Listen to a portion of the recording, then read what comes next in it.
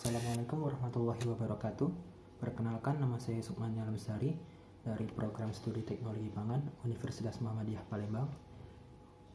Pada video ini, saya akan melakukan praktikum kimia pangan tentang sifat kimia pigmen atau pewarna alami.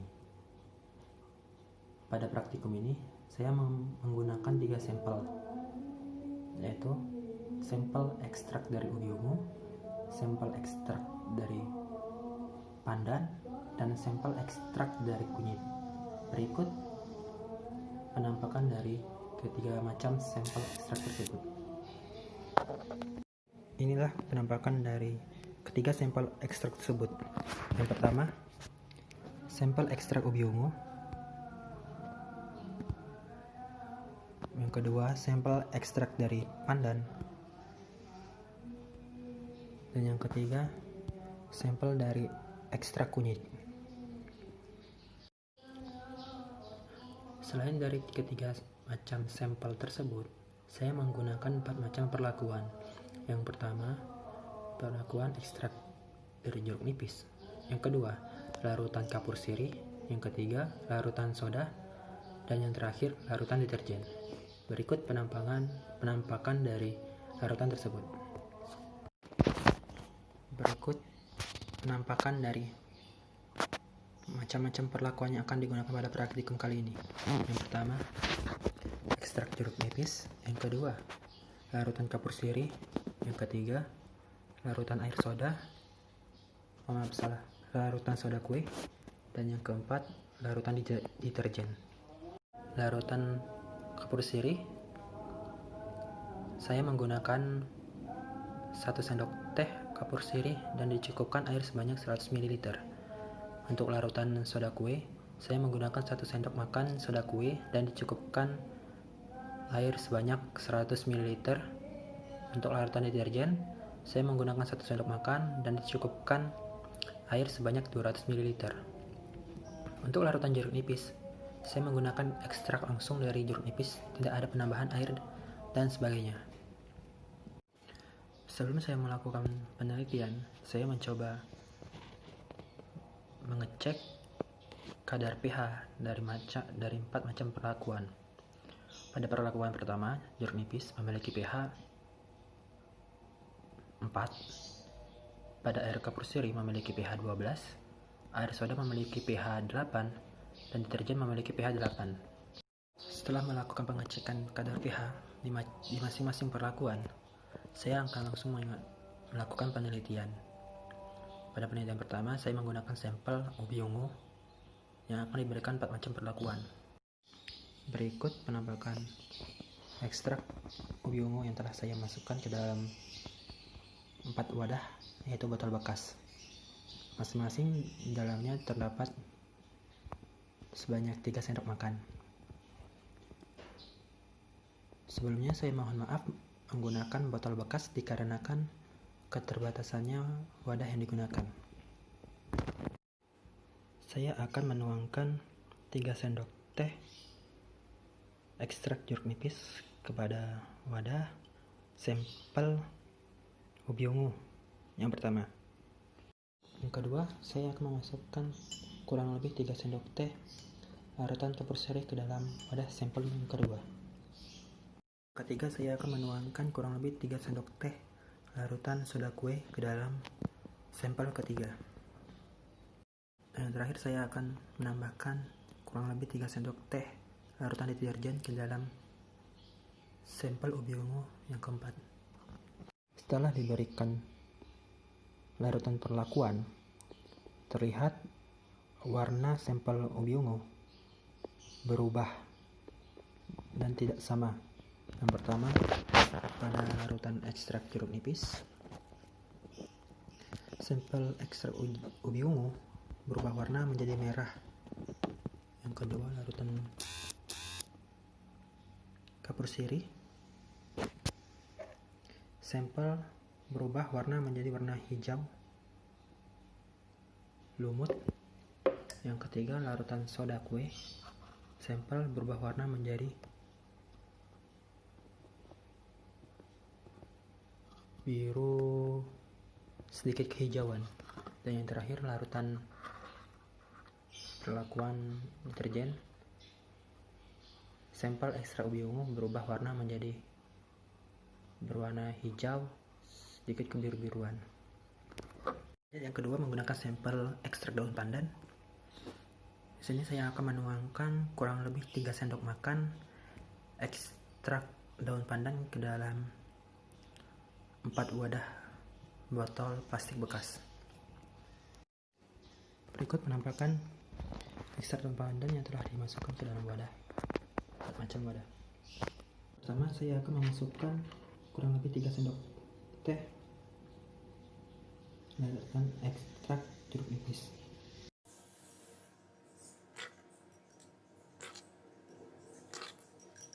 Yang kedua,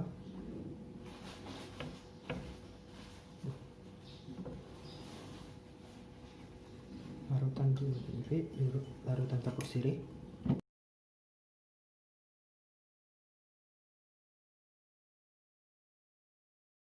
Yang ketiga, larutan soda kue.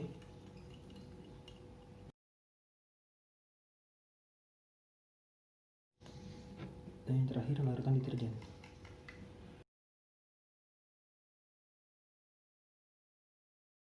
Setelah ditambahkan larutan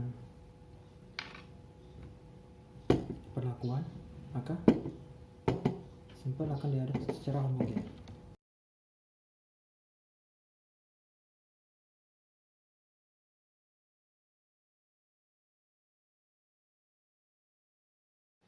Setelah selesai dilakukannya penambahan larutan perlakuan pada 4 sampel ekstrak pandan, hampir tidak ada perubahan yang signifikan. Akan tetapi pada sampel ketiga dan keempat, warna yang dihasilkan lebih pekat dibandingkan warna pada sampel pertama dan kedua yang ditambahkan jeruk nipis dan kapur sirih. Dan pada sampel keempat, warna lebih pekat, terlihat juga warna lebih jernih dari sampel yang ketiga. Lanjut ke sampel penelitian yang ketiga, yaitu ekstrak kunyit. Sebelum menambahkan larutan perlakuan, di sini saya akan memasukkan sampel ekstrak kunyit sebanyak kurang lebih 3 sendok makan ke dalam wadah yang telah disediakan.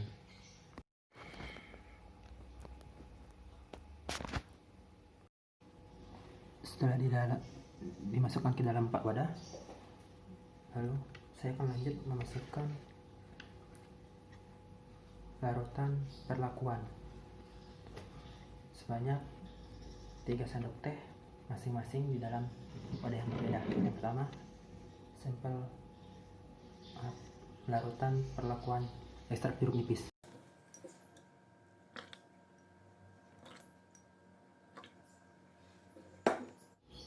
Yang kedua, larutan kapur sirih.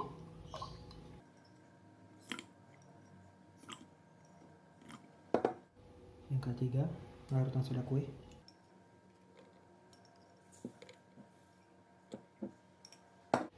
Dan yang terakhir, larutan deterjen.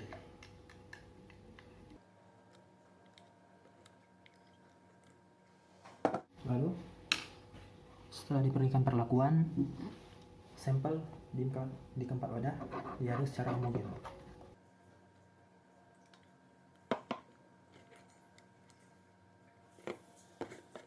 Hasil sampel ekstrak kunyit yang ditambahkan 4 macam perlakuan. Yang pertama, perlakuan kunyit. Yang kedua, perlakuan larutan kapur sirih. Yang ketiga, perlakuan larutan air soda. Dan yang keempat, perlakuan larutan deterjen. Setelah melakukan penelitian dan pengamatan, dapat disimpulkan bahwa ekstrak ubi ungu yang mengandung zat antosianin sangat berpengaruh terhadap kadar pH. Ini dibuktikan dari perubahan warna yang terjadi pada sampel 1, 2, 3, dan 4. Pada sampel 1, ekstrak ubi ungu berwarna merah.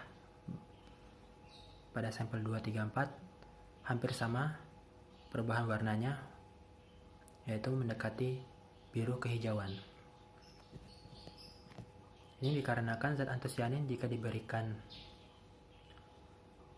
pH asam, maka warna yang dihasilkan akan lebih stabil ke arah warna merah. Sedangkan bila zat antosianin diberikan perlakuan pH basah, maka warna tersebut akan mengalami ketidakstabilan dan menghasilkan warna biru kehijauan.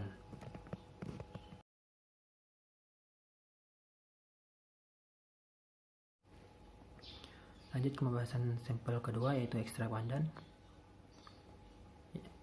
Dari keseluruhan sampel yang diberikan macam-macam perlakuan yang berbeda, dapat didapatkan hasil seluruh ekstrak pandan tidak mengalami perubahan yang signifikan. Ini dan dapat ditarik kesimpulan bahwa ekstrak pandan yang memiliki zat klorofil tidak peka terhadap kadar pH yang ditambahkan kepada sampel tersebut.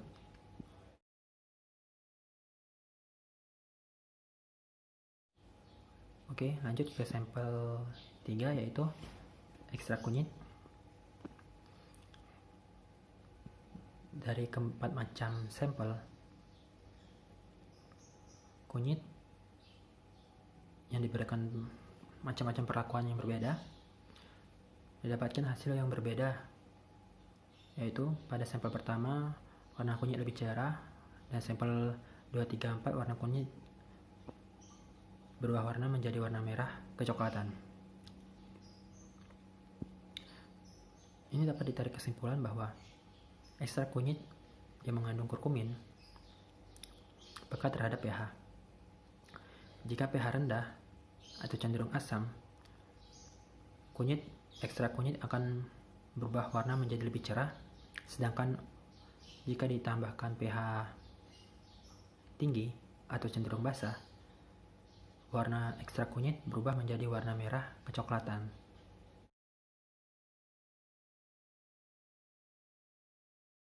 Sekian hasil penelitian dan pembahasan dari saya. Mohon maaf jika ada salah kata dan perbuatan pada saat praktikum ini. Saya mohon maaf. Pada Allah saya mohon ampun. Sekian. Wassalamualaikum warahmatullahi wabarakatuh.